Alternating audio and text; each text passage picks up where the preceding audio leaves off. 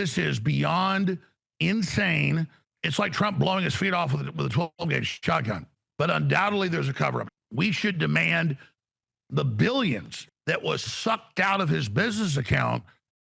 So recently, Alex Jones sat down with Tim Dillon to discuss why the Trump administration has failed us so much on the Epstein story, which he rightly calls a cover-up. He also gets into some of the elements of Epstein's past that the feds haven't been very forthcoming about, and what he thinks is going on behind the scenes in the administration. Now, Alex has been one of Trump's most fierce defenders in the past, so I can't wait to see what he has to say. Please like the video and subscribe to the channel. And, you know, we'll just come right out with it. We want to get your read on what is going on because, you know, from the outside, the Trump administration campaigns on exposing this cover-up, blowing the lid off this cover-up.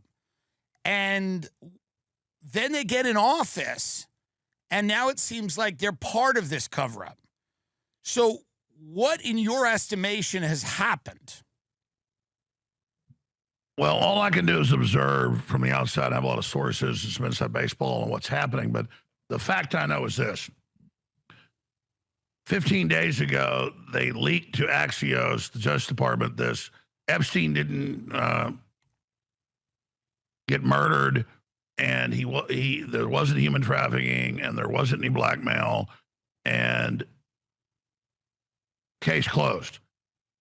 And that flies in the face of the court cases, the evidence, the intelligence connections, everything we know. And then I came out on that Monday, 14 days ago, and I said, this isn't Pam Bondi. And I'm not defending her. I agree. She's in over her head, like you said. She should go back to policing jet skis in Florida.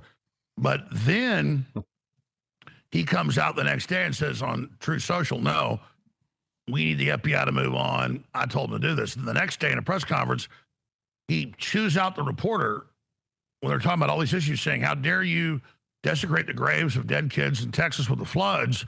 Shut up. And it's uncharacteristic for Trump. He looks scared. He looks concerned. And then all the other Truth Social posts about if you ask questions, you're with the Democrats, and this is all a Democrat made-up hoax, and you're just idiots. When all his surrogates had promised they'd bring this out, he talked about bringing it out. So this is Harry. This is seppuku. For those that don't know, in Japanese, that means suicide. And I had the head of Rasmussen Polling on, the best polling agency, the most accurate on record today. He said Trump has lost 14 points with independents, 5 points with his main base. Like Steve Bannon said a week ago, that'll lose him, before Rasmussen reported it, his dead reckoning was right, 40 seats probably in the midterms in a year and a half. Yeah, I mean, that's the biggest thing. And he's totally right about the defensive posturing of Trump and how he's handled it. He shifted so quickly between, hey, there's nothing to see here, don't talk about it, why would you be asking me a question about Epstein? When we had this storm in Texas, he clearly wanted it to go away. He acted so defensively in that press conference in a way that it only attracted more suspicions about why this cover-up is happening. And then Alex is right. He pivoted to stuff about how, you know, you're not my real supporters if you're still asking questions about Epstein and you have a problem about how we're handling this, even though they did a complete 180 on Epstein compared to what Bondi and Kash Patel had originally said about this, what evidence existed, and what we know is existent in terms of evidence that they're sitting on right now. Maybe Alex will get to that in a second. But he's right. This only invited suspicions, and you can see this tearing away at Trump's support base. Not only with independents, but also with his support base. It's not just Rasmussen polls, too. It's other polls, including CNN now, too. And yeah, CNN's a rag, but it also did issue-specific polls, and you can see disparities at which he is losing support. And the Epstein story is basically at the top of the charts. He's never been kind of destroyed by his base to this extent ever. So I think Alex is generally right here. You can't really follow this without seeing all the absurdities and inconsistencies. This is Trump self-harming. And from all my research, you know, he knew Epstein, there were socialites, all that, but they would have already used this, the deep state. They had something. The Jane Does they brought out turned out weren't even real people. You know, they'd said that Melania was a hooker that Epstein introduced to her at a modeling agency. We looked into that. It was Trump's modeling agency. That wasn't true. So they're kind of regurgitating all that on one hand.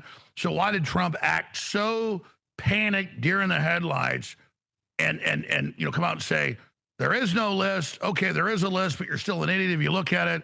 to, okay, we'll have Pam Bondi release the grand jury transcripts from Ghislaine Maxwell that Comey's daughter ran the cover up on, and the Epstein case 6 years ago where he died in jail.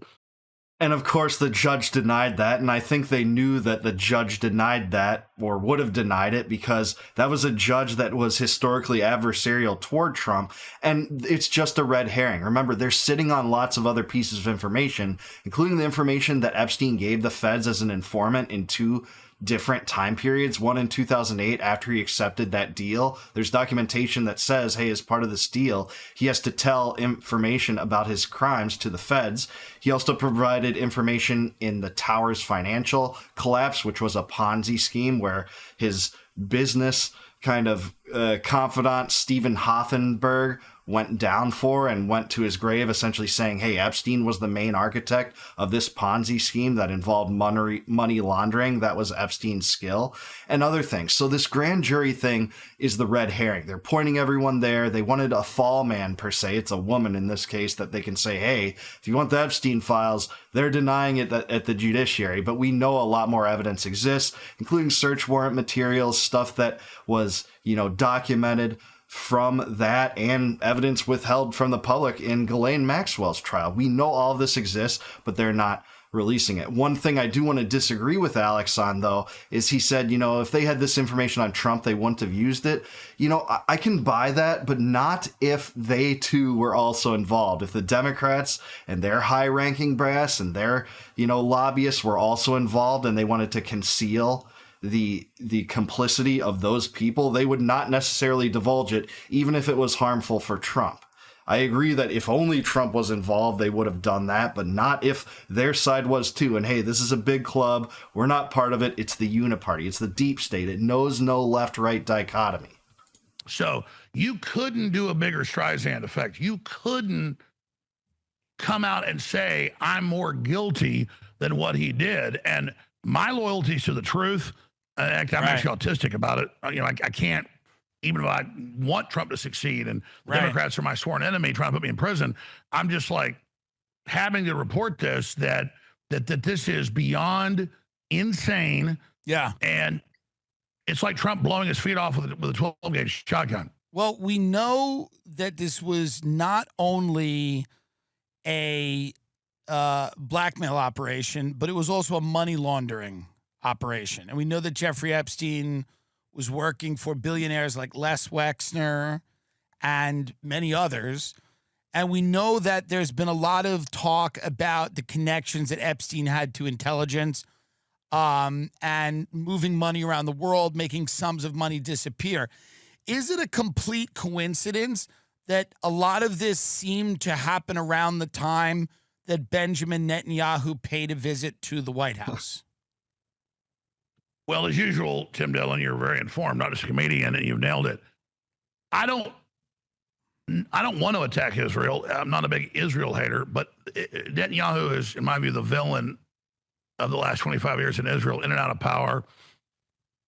It definitely is the cliche of Israel trying to manipulate the United States' internal politics and foreign policy, particularly in the Middle East. So definitely Netanyahu's heavily involved. And Ghislaine Maxwell, who was convicted of human trafficking, though the new memos, and Trump says there is none of that. Well, then how is she convicted? Her dad, Robert Maxwell, was on record Mossad, buried Mount of Olives with military honors and MI6 and Russian intelligence reportedly. Fell off his yacht when all this came out. And just like when he died decades ago, all of a sudden billions of dollars was sucked out of his bank accounts. And so from my evidence and research, it's pretty conclusive. Epstein was a junior to Ghislaine, who took over the family MI6, CIA, Mossad business, because that level they're all interconnecting. And it was more than just trafficking underage girls. That was kind of like a side hors d'oeuvre or little rider. The larger issue was money laundering. And then now the Democrats have honed in on this. I said months ago and weeks ago that, Trump needs to not just call for the grand jury stuff to be released or the stuff from her trial or the trial that ever happened, because Epstein died in custody there in New York in that detention center. We should demand the billions. It was 1.1 billion right after he died, but it was actually over $1 billion when he was in custody 5.5 years ago in New York that was sucked out of his business account. And so we know that's at the Treasury Department. So now Senator Wyden and others, as I predicted a month ago and 2 weeks ago, before this broke, I said Trump should release it because I could see that's where it's going. Where did the billions of dollars go? Yeah, no doubt. I am actually very impressed of Alex's breadth of knowledge in this, and even Tim's, to talk about this, because the money laundering aspect of Epstein's background is something not a lot of people talk about, certainly no one in the mainstream media. But if you do even a cursory amount of research on the Epstein case, Epstein's past, etc., you can derive this truth, and that's that he was just as involved, if not more so, in money laundering operations and arms trafficking operations as he was in sex trafficking operations. And that's something these guys know. Alex is exactly right. There's apparently about $1.5 billion worth of wire transfers that the feds are sitting on in the Treasury Department. It hasn't been disclosed. We don't know who the recipients of those transfers are, but they're bound to be people whose names we heard.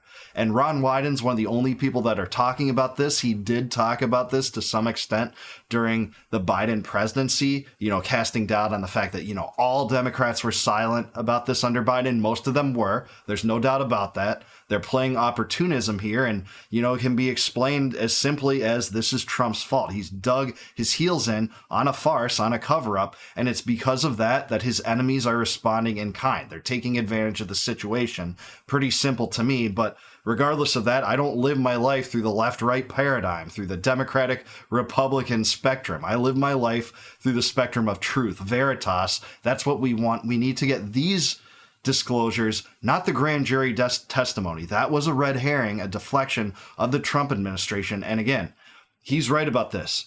Epstein was an expert money launderer and money disappearer, if that's a word.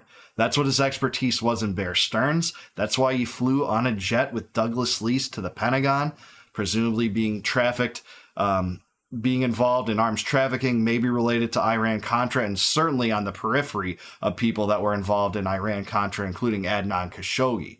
And that is why so many people have open questions here. And that is, gets even away from his connections to Israel, which we've talked about in a lot of other videos, but certainly there as well.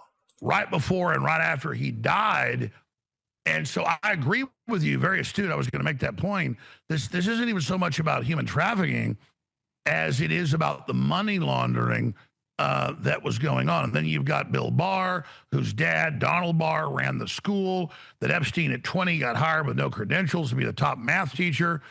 And then Barr was OSS CIA, his dad, Donald Barr. Then Barr was CIA, kind of the head of Iran-Contra operations at the White House. And then his dad, Donald Barr, writes a book about space relations, about aliens on a planet that kidnap human girls to rape them. And then they train humans to enjoy it and join them in the raping of children. This is beyond crazy. And he hires Epstein to do all this. And so... Yeah, and that book eerily foreshadows the future of Epstein and Ghislaine's life together and how it would pan out. That's just one of the absurd, oddball oddities of this case that, we'll never truly know if there was any intelligence association with Epstein from the very beginning, but it is true that Donald Barr hired Epstein with no credentials to teach at one of the most prominent schools in New York, Dalton School. And that was very much against the grain, very unprecedented. And, he quit shortly after that at the Dalton School, wrote this book in, I think, 1973. And then, as chance would have it, Epstein died under the custody of Bill Barr. It's crazy. And Bill Barr himself was part of the CIA too. And we know that Bill Barr, right as there were questions being raised that Epstein might not have killed himself, that this might have been murder, he dug his heels in and said, hey, we're not going to investigate this. This was a murder. And, I don't care about the fact that the cameras malfunctioned, the guards fell asleep. We don't have footage of his cell during that time.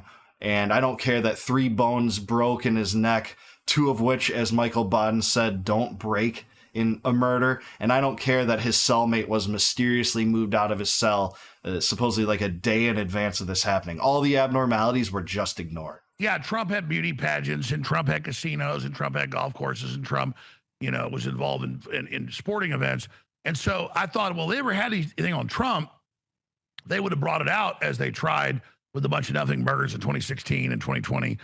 But No, again, I doubt that if they too were implicated, along with Trump in any dealings or complicity with Epstein in any of his crimes, they would not have divulged that to the public. So there's a reason why, even if Trump's name appears to be complicit in some of these crimes, they wouldn't release it. Like, let's say it was Trump and Clinton. The Democrats would not want to do that. And Epstein also had extremely close ties to Clinton, probably more ties because he visited the Clinton White House 17 times during the 90s. And his visits were facilitated by an aide in the White House called Mark Middleton. That was his name. And by the way, what happened to Mark Middleton? Well, they say he committed suicide in 2012, where he was found on his Arkansas ranch with both a shotgun blast to his chest and being hung at the same time. So he was hung and shotgunned to the torso, apparently. The family went through great lengths to not allow the pictures to be revealed to the public, but that's their story. That's why, there's still open questions. This is just one angle of Epstein's story. now that he acted like this, I think the jury's out. But where the jury is not out is on the majority of people on the plane, on the flight logs, are Democrats, are big power brokers like Bill Gates. And we know some people in the Trump administration have been heavily implicated. I'm not going to name names. And so, but you nailed it when you brought up Netanyahu. So let me, if you've got time here. We have all the time in the world. I just want to add, when Bondi said we have 10,000 hours of video, she said we have 10,000 hours of video. I had dinner last week with the vice president. He told me that was commercial pornography. They do not have videos of any powerful person in a compromising position. That's the party line that they're going with. If that's the case, why would Pam Bondi call it evidence? Why would she say it's evidence? She's not an idiot. She's the attorney general. Why would she say she has files on her desk if none of these implicated anybody? And that's an excellent question. This was a total pivot, and it's something that can't be explained just by saying, hey, we thought it was hours of Epstein molesting children, and then it was just child porn unrelated to Epstein. That turnabout is too huge. The people that were compiling that information would know that, would document it as such before providing it to the attorney general. It doesn't make sense to say that we have this as evidence. And nope, cover up enabled, cover up engage. It's actually child porn, and we're not releasing it. She made a point to say we're not releasing it. Well, great, because we don't want to see child porn. But she tried to deflect and make it look like we're the enemy. We're, just fans of child porn trying to get access to that for asking the most basic questions about the Epstein case. It's just totally insulting. Great question by Tim. It just feels like they're covering something for sure, 100%. And I feel like they're telling a story, and the story doesn't make any sense. Yeah, Perfectly said. So again, there's so much data I have, it would take 100 hours, but we'll go as long as you need. Here's what I'm trying to say, Bill. There are two main tracks here. Okay, incompetence by Bondi and Patel and Bongino, or a mix of that, or pure cover-up. But undoubtedly, there's a cover-up. So here's what we know from the timeline. And I'm not trying to gonzo journalism, write myself into the story. I just do this 7 days a week. So I broke most of the different developments that happened in the last 6 months. So here's what we know, and you give me your conclusion. Trump's surrogates say they're going to release it. They get in. In March, they're given this old Epstein information at that press conference with the stupid binders. And a day and a half before that happens, I have O'Boyle, who is the main, one of the top FBI whistleblowers exposed so much. And he says, my New York sources say they've got massive Epstein videos and files that the Democrats are suppressing and not giving to Trump. And Bondi's been set up. We're meeting with her tonight, my sources are, and she's going to expose the fact that she's been set up. The next day, she comes out and on the cover sheet of the binder says, this is phase one. I learned there's a lot more in New York. with Comey's daughter and Comey running it, which we know control the file the whole time. If they don't give it to us in 24 hours, we're going to go grab it. 24 hours goes by, they go grab it. The head of the FBI in New York resigns. The guy that said dig in, don't do it. And then they're given these files. But that's the setup. Obviously, if the Democrats before Trump and after Trump and now controlled the file, and James Comey and Maureen Comey controlled it, are they going to leave stuff in that's incriminating? No, it's logical to say they're going to probably drop a dime on themselves. Not that my whistleblower was bad. They're going to drop a dime. Oh, we've really got the real file. So Trump's like, yeah, go get it, grab it, get them. They get the file, and then I talked to FBI sources, multiple ones, Carl Serif and others, showed me the text messages. This is in late March, days after. That indeed, the way the FBI works, the top of the FBI doesn't do investigations. They get the truckloads out of New York. They send it all over the country to field offices and say, do what you want. Then the FBI, we confirm this, looks at it. It's got all this stuff about Trump in it, whether it's true or not. Bondi and them come back and say to Trump, it's got all this about you. Then you see the deer in the headlights interview 2 months ago with Bongino and Kash Patel on Fox, where they look like they're hostages. They're like, no, you can trust us. He killed himself, and Epstein acted alone and didn't do anything. And yeah, that is exactly how Bongino looked. He had to like swallow a toad in his throat. He looked like he was under such duress to say, no, I've seen the file. Epstein killed himself. There's nothing to see here. And Kash Patel teased it this way too. He showed up on Rogan before this, FBI and DOJ memo came out and acted like, hey, I can't produce what isn't there. There isn't evidence there. We don't have what you want us to have. Do you think I would be lying? He would say stuff like that. But I think there is incompetence here, but it's the incompetence that comes with not getting your story straight, even within the same administration on the same topic. It was how, there was conflicting information between Kash Patel and Pam Bondi about how to sell this thing. And Pam Bondi contradicted herself in 2 or 3 major ways. First saying that, answering a question, yes, the client list is on my desk. It's under review under the directive of Trump, and saying, hey, we had thousands of hours of Epstein molesting kids. That became mysteriously child porn. But there was something happening here. But I think they got in, and the most likely scenario is there is something embarrassing about U.S. relations with foreign governments, and in particular Israel, because all the signs point to Epstein's connections with Israel, not only with Ehud Barak, one of his closest associates, stayed over at his house for long lengths of time, even after his conviction, his first conviction for child molestation, where there are 40 witnesses. There's even videos of Ehud Barak trying to, kind of have a mask over his face, look like he's under a disguise getting into Epstein's property that was given to him by Lex Westner for basically no reason, by the way. His connections to Adnan Khashoggi, who pulled off Iran-Contra on the Israel side of that when arms went from the U.S. to Israel to Iran. Definitely involved in that. Ari Ben-Menash saying that Epstein told him that he was a Mossad asset. His connections to Donald Barr. His connections to 3 other Israeli prime ministers, including Netanyahu, who he introduced to JP Morgan executives.